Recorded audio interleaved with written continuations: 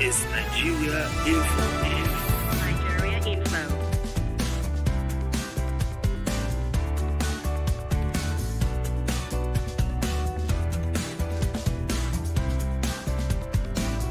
This is Nigeria Info. Because there's still a whole lot more to come. And seeing that it's time for Hard Facts, 8th of October 2023, promises to be even richer than it was yesterday. So please tag with me from now to 7 p.m. and I promise you it will be worth your while. So I went for a stakeholder meeting where they had people from the education sectors, they had teachers, they had union members, they had the teaching board, council, and all whatnot. All the stakeholders came together, and I saw teachers like pouring out their heart and talking about their mental health because of one classroom, one teacher, 150 people. When the says you can't have more than 40, they totally it's having on them. We'll be having that conversation later. That is after the roundtable. We'll look at some of the big story driving conversation today. My name is Kimberly. Why don't you just call me Kim? The Oracle, the Oracle, OTF the Fellow, Madam Ika, or Chanya, one of Nigeria Info, and I'll be your host from now to 7 p.m. And our Wednesday regular here, I've got with me, with him doctor on the show, Dr. Majeed Dahiru. You are welcome. Street doctor.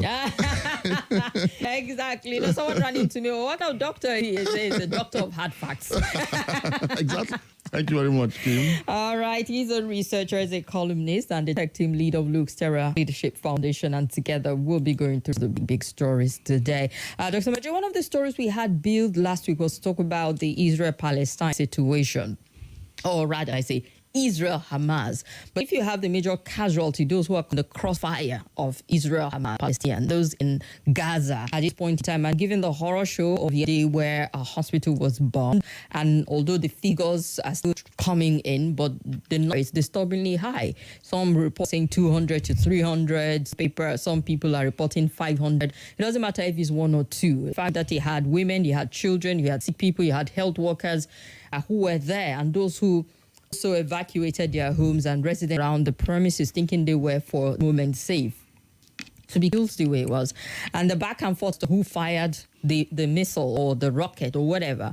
As they say, Israel did it. Israel says they proved that Hamas misfired. The fight continues, but people have died. Exactly. The horror show continues. I know, I was just thinking to myself, is it that from the UN to the top dogs when it comes to global politics, no one can actually call like for a ceasefire to just calm the situation down and perhaps find a way of resolving it at this point in time? Because from October 7, when Hamas group invaded the Israeli and shot at people, it's been one horror show after another till this point. Yes. And it's really disturbing. It's very disturbing. The ugly incident that took place yesterday, the bombing of the hotel, which is supposed to be a refuge and a sanctuary for the wounded, for the sick in a war-torn region such as Gaza, is not only horrendous, condemnable, and should be condemned by all without equivocation. And it actually qualifies as a war crime on the part of those committed that atrocity. Similarly, the attack on Israel on the 7th of October by elements of Hamas, which saw to the killing of hundreds, if not thousands, of unarmed and defenseless Israeli citizens, men, women, and children, as well as put our party at a musical festival, is equally condemnable and it's horrendous and also qualifies as war crime. Yeah.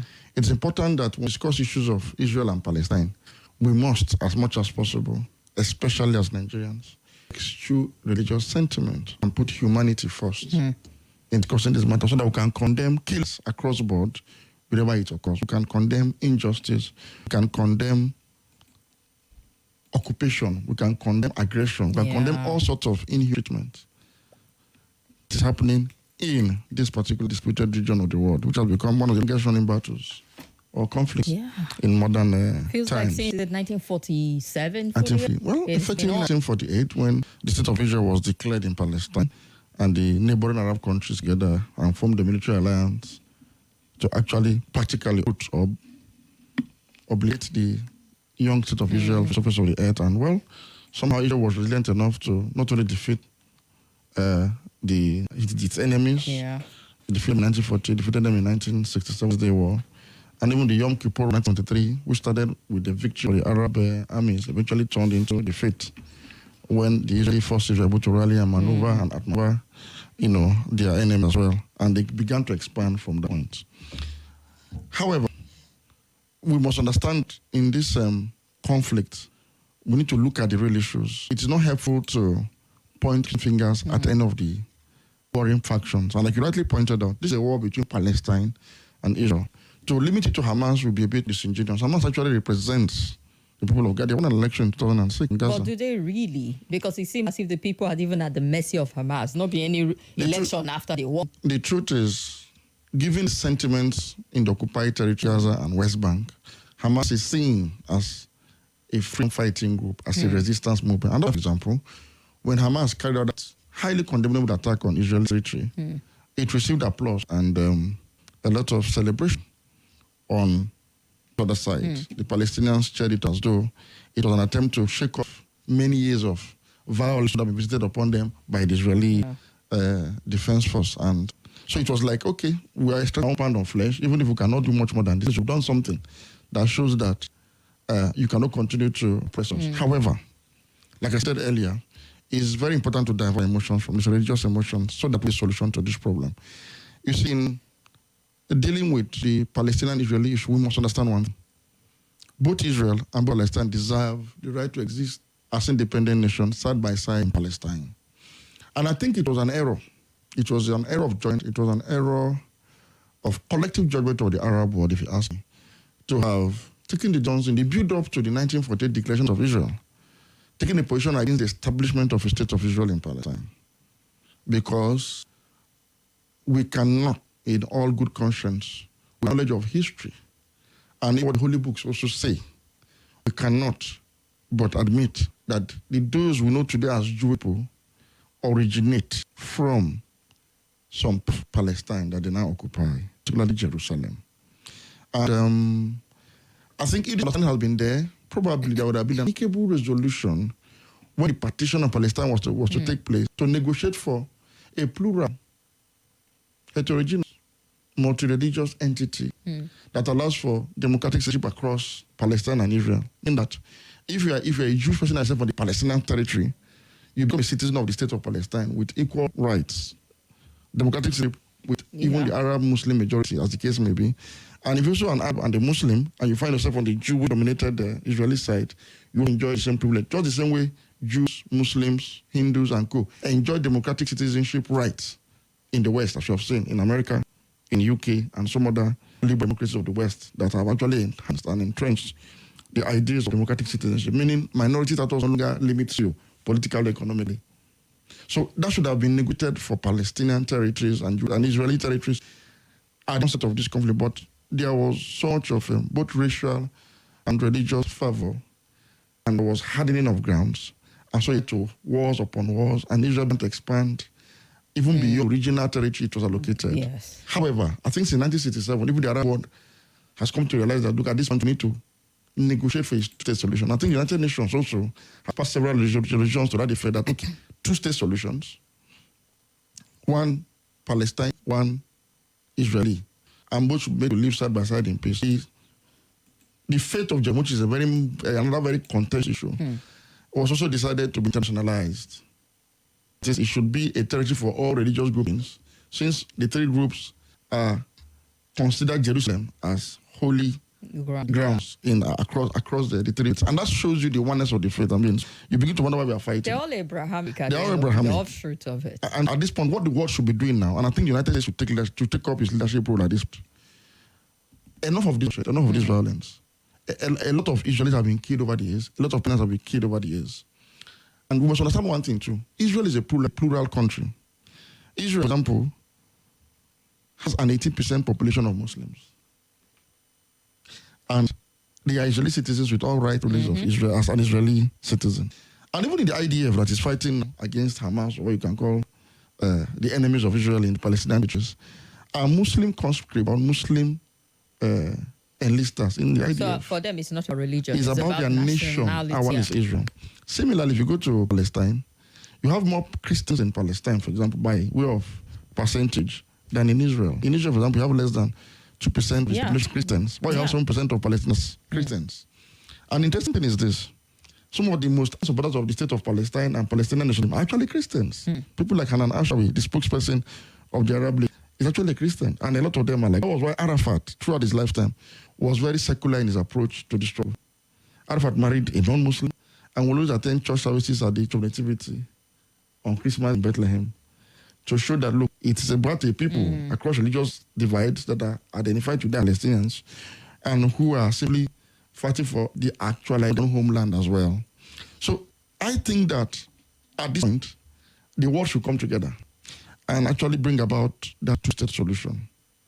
And I think until that is done, groups like us that you may consider terrorists because of their kind of actions, they might continue to gain relevance and legitimacy amongst their own people. I say this because by 1988, after years of the PLO under the leadership of Yasser Arafat, after many years of struggle and what Israelis also consider terrorist approach to the struggle for the declaration of Palestine, everybody renounced terrorism in 1988, recognized Israel's right to exist in exchange for peace and two-state solution. He did this on the guidance of some international stakeholders for peace in the Middle East, particularly from the Scandinavian countries. And that 1988 declaration was what eventually led to the Oslo Accords, who set a timeline for the implementation of the two-state solution alongside agreements and boundaries. However, it is regrettable that somehow the Oslo agreements derailed and secret agreements have also derailed. I also think that the Israelis should have taken advantage of what Arafat presented in 1988 by saying, look, okay, we've denied all forms of enmity. Let us now talk. I'm sure if they had stand up and actualized the two-state solution among the resolutions of the resolutions of the United Nations, I am sure the Hamas video will not be relevant. Because what Hamas has just done is this. Hamas has now brought the religious angle to the struggle to evoke emotions and appear to be militant. Where it is that PLO has sold out their peace effort, did they achieve anything? So the more militant group called Hamas that appears to be spoiling for who do not recognize Israel, who is actually committed to the destruction of Israel in their own whatever. You think that that is extreme, but it is happening to the majority of the Palestinians because they think that other moderate group has failed. Yeah. So the relevance Hamas gained and led the second intifada, the 2000s, and eventual election, even though most of the world gave their legitimacy. What am I saying in essence? Groups like Hamas will continue to be relevant if this full group, those that are talking to you, are not making headway in terms of peaceful resolution of this conflict. And the expansion of settlements in West Bank by the Netanyahu government in the past few years, and the quick resort to forceful exhaustion of Palestinian people by those who call settlers. This is about the issues, particularly in the West Bank, in Israel, in West Bank. These are the issues I think may have also given a militant group like us more legitimacy to carry this attack.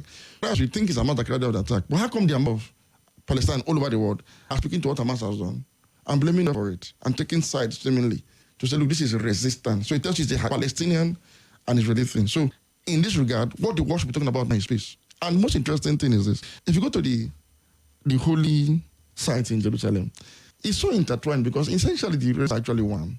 So for example, on the Temple Mount is where the Al-Aqsa Mosque is built. So within that precinct, you have the ruins of the Solomonic Temple or the Western Wall, where Jewish people are, where Jewish people go for pilgrimages and for prayers.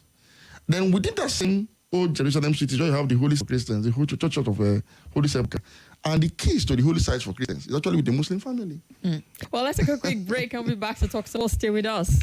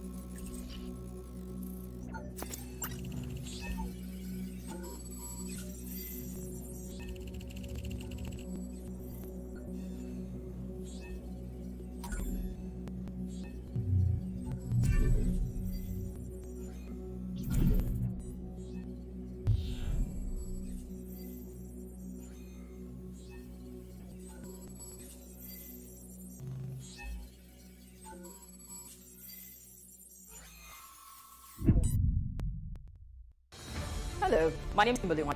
I'm the host of Hard Facts, and I bring you the biggest stories driving conversation every weekday here on 95.1 Nigeria Info Hard Fact Show. I love to get your opinion and conjectures, but the facts you cannot dispute here on Hard Facts. Join me and let's talk. This is Nigeria Info. Nigeria Info.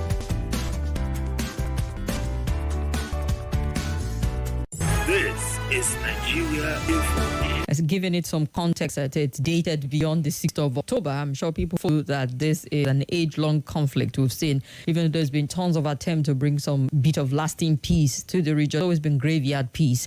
And then you're talking about the Muslim family that holds the key to the Christian temple that it tells you how if you want to assess any of that, including the Church of Holy Sepulchre, it is Africa to open the place for you.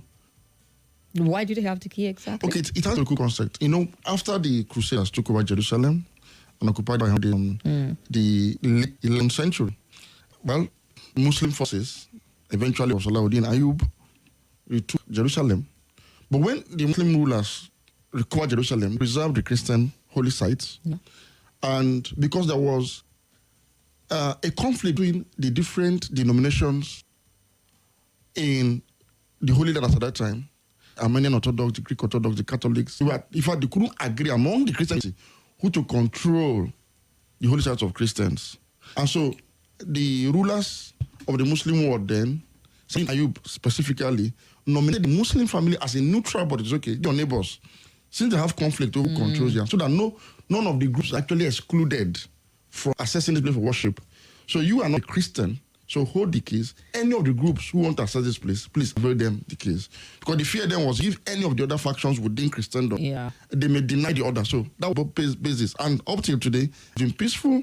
The Muslim family held that key for more than 500 years.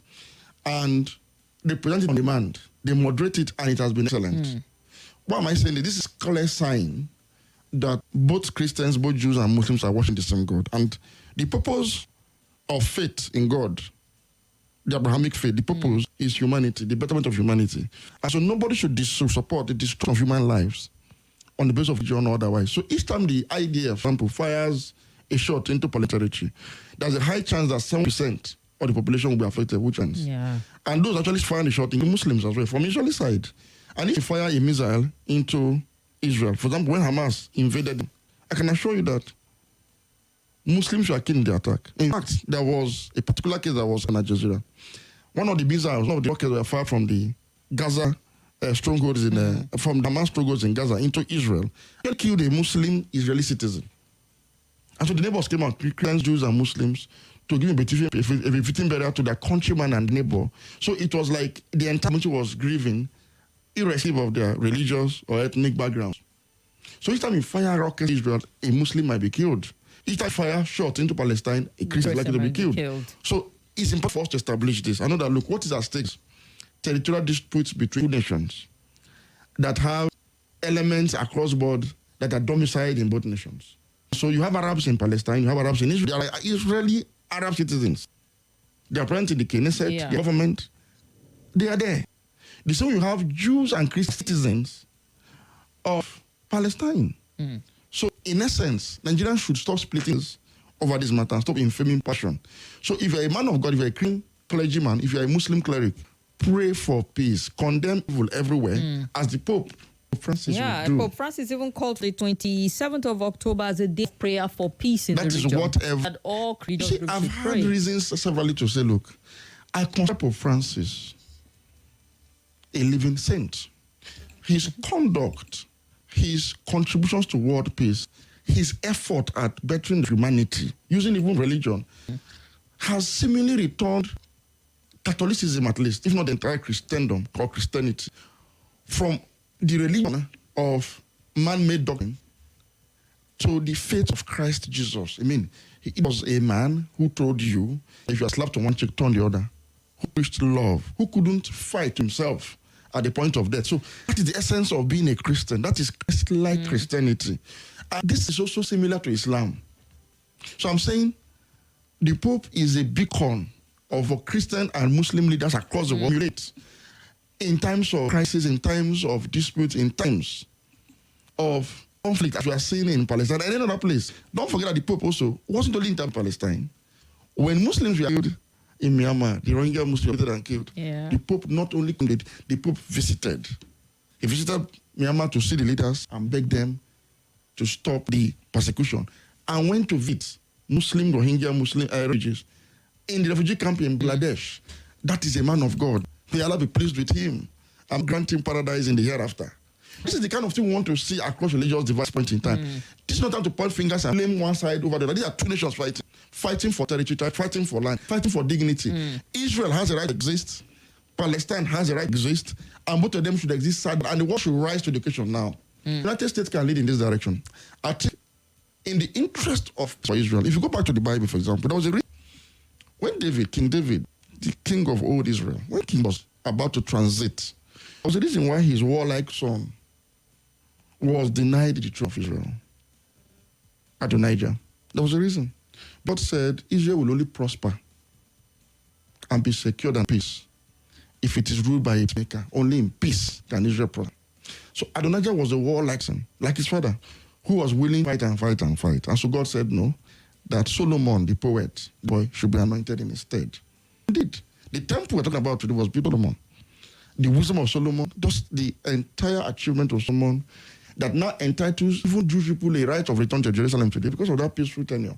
What am I saying? Pays both parties to be peaceful, really. So since Israel is an established state now, I think it should, not only Israel, I understand Israel will think, we will not concede on that prayer. But yes, after all of this violence ceases for a time and the ceasefire neglected, we shouldn't delay this process further. We shouldn't delay it because nobody knows tomorrow. You see, this whole story we are talking about, it started in 48. Wasn't there a move also to about more of the reconciliation? I know that even Saudi Arabia wanted to normalize relationship with Israel to bring about some bit of stability to the region. The reason is, so, if you go back to the history of this, again, like I said earlier, you see, the entire Arab world was against the establishment of a Jewish state in Palestine. So Saudi is trying to do essentially is, okay, we the Arab countries, we now want to recognize Israel in exchange for the two-state solution. One of the things Israel feared and was a little bit skeptical about two-state solution was because of the hostility of its Arab neighbors. It was like a day running by Goliath. So that fear made Israel to take extra precautionary security measures to safeguard its own integrity. And let me say again, if you want to look at this story from 1948, you will not get the true picture. Predates it? Far, far. Because especially as it concerns Arab Muslims and Jewish Israelis. It was in 638 AD. Wow. Yes. That the Muslim forces under the leadership of Caliph Umar, Ottoman Empire? not even for the Ottoman, conquered Jerusalem. Jerusalem was a Judeo-Christian slave under the rulership of the Christian Byzantine Empire, what was the Eastern Roman Empire. That's how the Arabization and Islamization of Palestine began, essentially. Palestine was a province of Rome. And so when the Muslim Empire was expanding through, so it took conflict with existing empires, like the Byzantine and Persian Empire. And so the conflict and took one of these territories. That's how the Muslim forces also took over Persia, which corresponds to Iran and part of Iraq, from the Sassanid. The same way they took over Damascus, Syria, Lebanon, the Levant general, Palestine, from the Byzantine Empire. And so what I'm saying in essence is, to understand it from this perspective. And so a power came and took over and kind of created the demography over time that are Muslim and Arab. Now, there were still Jews left here, doubt. But a lot of Jews moved out of persecution, into other countries. And so, after many years and facing pogrom, Holocaust, just name it, over the world, and there was a need to look, maybe when we have our own homeland, we will gain world respect. People will now give dignity we are deserving as a people.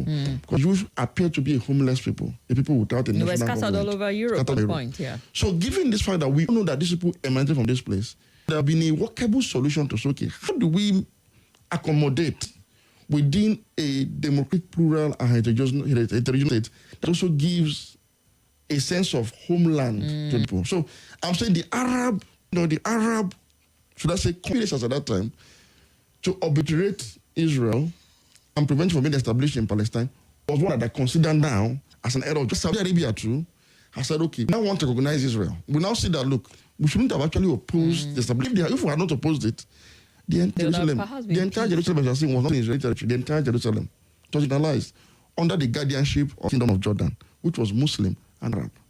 In fact, I can be afraid that when Israel reconquered Jerusalem from Jordan, do you know that they handed over the admin of the holy sites to the Waqf authority of Jordanian government? And it is still in charge, it's still in place till today. Meaning, we only want homeland. We're not really interested because essentially, Israel as a country is a secular state. It's not a Jewish religious state. It's only Jewish to the extent of ethnicity or what we call Jewish race. In fact, majority of Jews, or that are citizens, are actually atheists, really, or secular in nature. They are not doing They're not really Orthodox Jews. No, the Orthodox Jews are minorities in Israel. So because we don't remove the religious attachment, we will not see the humanity. So I'm saying in essence is a Jewish man has a right to come in. And I know that yes, those who early settlers among the Jews, even though some of them bought properties, acquired legally, we saw the use of force to displace indigenous people and occupy. We know all of these things happen. What we are simply saying, we need to find an amicable to this matter. Which and the solution, possible because we're dealing with humans. The solution is democratic citizenship. What am I saying? Democratize Israel. Democratize Palestine today. There is a high chance that an Israeli or a person that is Palestinian citizen can emerge as the prime minister or president of Palestine. If the Palestinian people feel that is the best to rule, the same way a Hindu Indian has become the prime minister of UK. How many years do you think? Because it feels like there's seated hatred. That's why we need to have this conversation to say it is not necessary. Yes, sadly. The Arab man is not a terrorist by his nature. The Jewish man is not an occupier by his nature. No. We need to understand that these are two very precious nations of God. And they are actually brothers. They are cousins. Their languages are almost indistinguishable from the other. They are so entwined that you can't distinguish from the other. And that was one example. One of my favorite movies those days. I've forgotten the name now. I've been trying to look for them. I'll just give a brief narrative of this story. Anybody who understands, who knows this movie, recommend the name to me. I want to watch it again. It's a simple movie. The plot one, it was set in Palestine before the pandemic. When two families were in, an Arab man and a Jewish man with his wife. Both of them travel with their wives, and their wives were pregnant. So they go to a train station and both women labor. And so, before at the point of delivery, for example, the Jewish man's wife survived, died, leaving the baby behind. The Arab man's baby died, leaving his wife behind. Both one wife was alive, but one's baby died, the other so this woman, before this woman could wake up to realize that her baby was dead, the two men came together and said, look, by the time I get to the next station, this child would have died. I said, man, do anything for him. He can't be breastfed. Can I give you this child to save his life and to save your wife the grief of realizing that she lost a baby through labor? And they had swap and they disappeared. So Jewish boy was given to Arab family. That happens to be from one of the royal families in Arabia. And the boy grew up as an Arab. Jew was not able to be detected or distinguished from his other brethren because Arabs are one people. The same way if you carry today and give to an Igbo family by way of swap, except to go and do DNA, you cannot really tell. You can't touch the physical look of a Yoruba man and an Igbo man. They're perfectly the same. So essentially we are one people fighting and killing over land. Really, really sad. If all of us die, who occupy the land? No, that's why for me, I keep a lot surprises me even more than time with the institutions, with the structures that have been put in place, treaties signed by countries and all of that to prevent all of this. You know, from Russia, Ukraine, from Sudan to Palestine, Israel. You wonder how is it that there's so much talk on these countries, the UN Security Council, United States, Russia, everybody's talking and more people are dying. The inconsistency of the Big Five, the impunity of the Big Five, Russia, America, particularly these two, is responsible for this. So, for example, when it comes to Israel, for example, America was making any decision against Israel. So, America has to always render United Nations resolutions or sanctions against Israel impotent. Similarly, Russia has its own interest too. So, for example, Russia has invaded Ukraine, and that's not you about it, because it will always veto any global decision on this matter, except to take other multilateral activities or initiatives to get Russia to pull out of Ukraine. So, and this was why the League of Nations failed, and World War broke out. So when you break international rules and regulations, when you undermine international rule of law and morality, you're doing in certain places, we have certain interests. We risk the ecosystem collapse and people taking up arms and so to say, I might lead to a confusion. Don't forget, when they invaded Ethiopia in 1935, the war stood by and did nothing actually.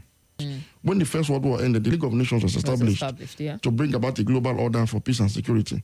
But it was undermined by some powerful forces. So Mussolini marched his forces into Abyssinia, and nobody did anything about it. And then the Emperor, the Haile Selassie, felt it because it was an African country. And then he made a very powerful speech about the color of his skin and all that. And warned that, look, if this thing says, it will lead to what led to the establishment of the League of Nations. Also what emboldened Hitler now. Hitler actually Poland and started the Second World War. And today we have United Nations. The United Nations must remain relevant. It must be able to bring peace to Palestine, bring peace to Ukraine, and all of those spots around the world. And the big five, those that are members of the Security Council, must at this point in time begin to adhere strictly to the rules, the regulations, and the codes of international morality. If they keep undermining, as we have seen, taking sides where it's favored, it suits them, United might fail, and we don't know the consequence Of that. Of indeed. that. So at point is not helpful now pointing finger. I get this. Two nations are at war. Two nations. And I will not any of the parties a terrorist or an occupier in this instance, because as Anna today, we are trying to bring about peaceful. We've had this cycle for more than 70 years. This cycle of, and I'm saying Palestine deserves to have its own state now in Gaza and West Bank. Israel deserves to exist. And I think the Saudi initiative should be followed through.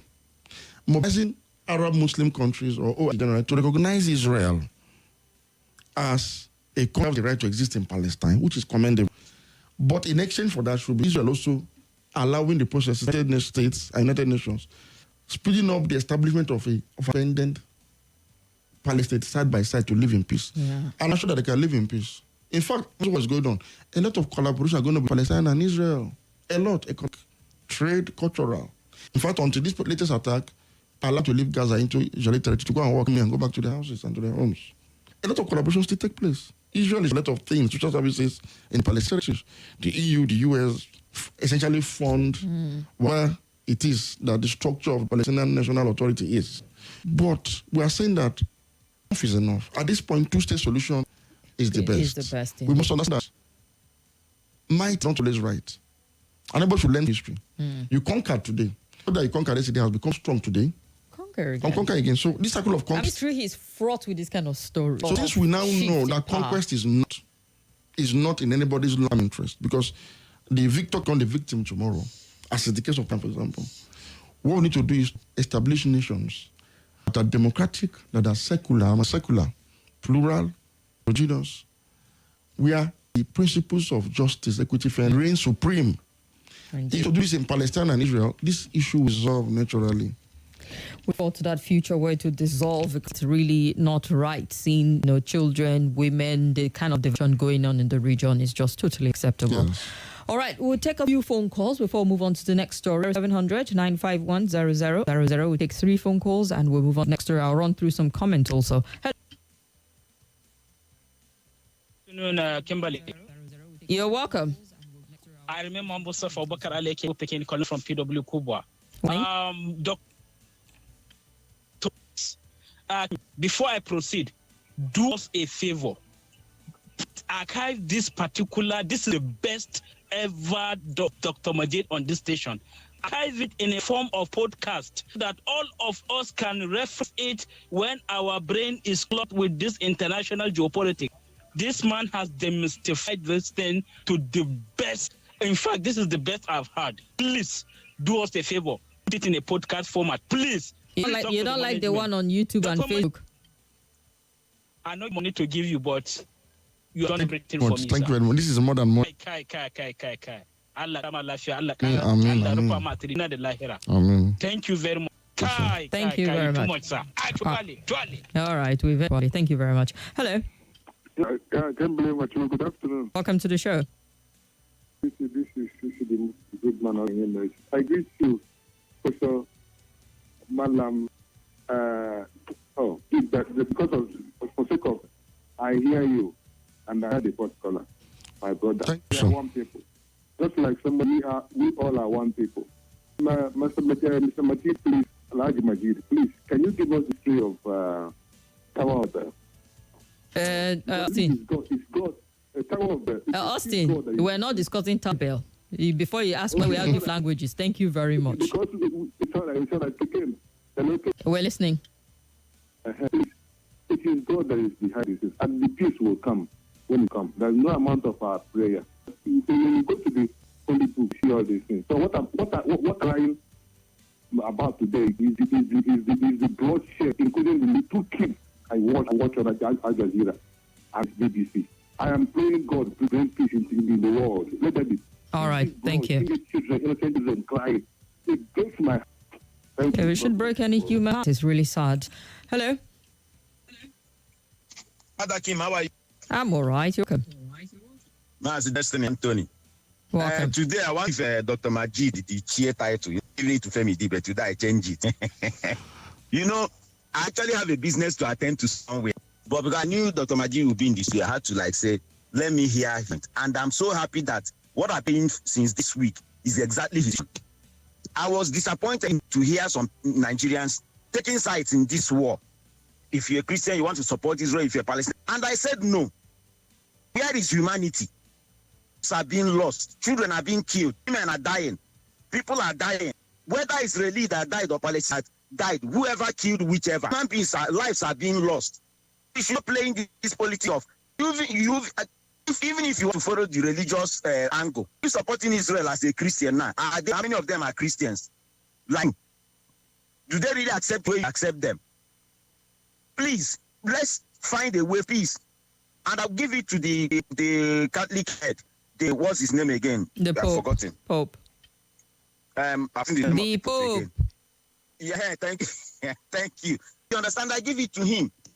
Peace is what you should be talking about. So please, this is one of the reasons why I don't want to touch religion. I don't want to get involved. You are not supposed to be taking sides. People are dying.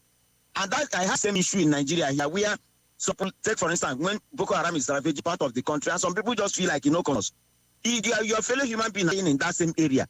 So simple. So thank you so much, Dr. Majeed. I appreciate it. Thank you very much, I can go sir. and Thank hustle you my very money much. now. I'm very happy that you spoke well. Go and hustle money. Hello? Good afternoon, sir.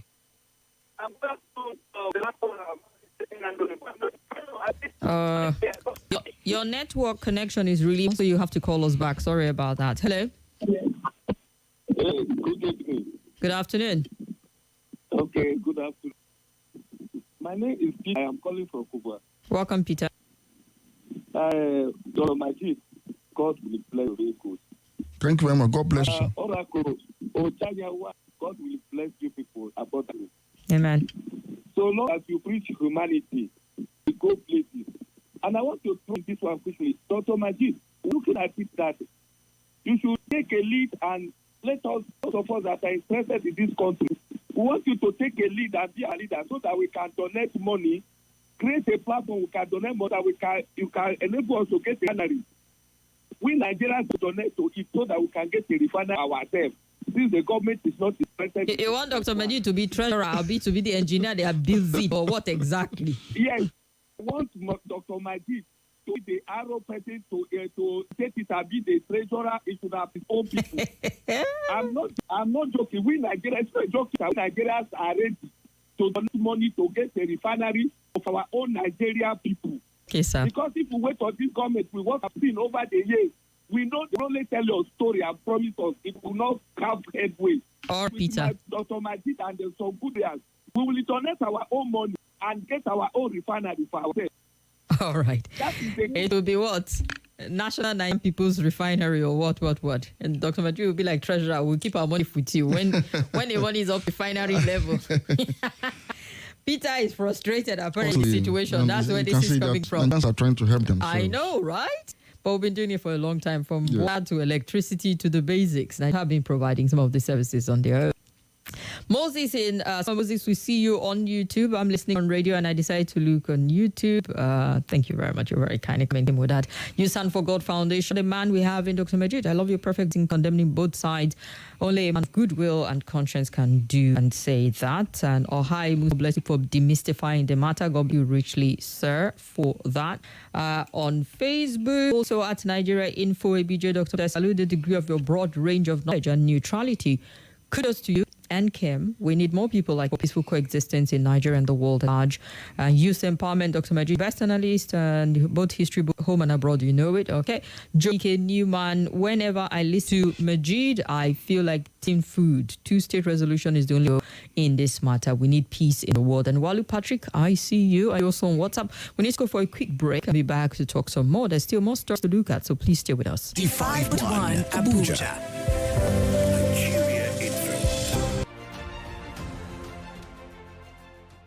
This is Nigeria Info.